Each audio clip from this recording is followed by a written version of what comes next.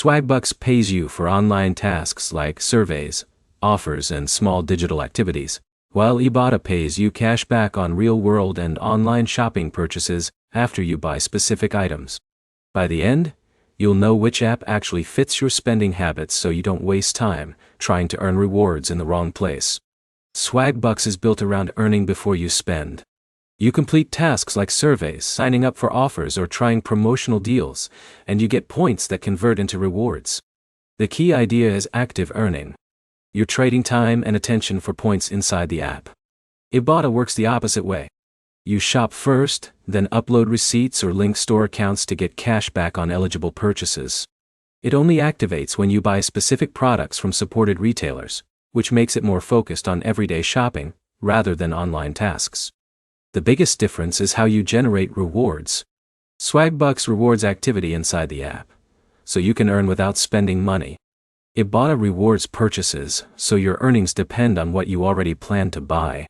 Swagbucks gives you flexibility because you can switch between different earning methods anytime. You might do a survey one day and a small offer the next.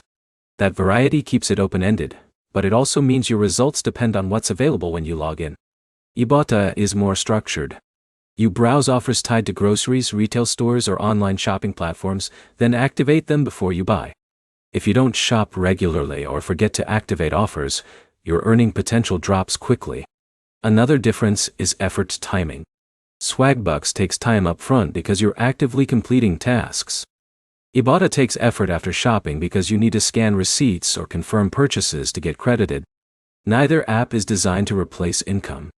Both work best as small reward systems tied to your daily habits, not as standalone earning platforms. If you don't want to change your spending habits, Ibotta fits better because it rewards what you already buy. If you want more control over how you earn and don't mind spending time on tasks, Swagbucks gives you more options.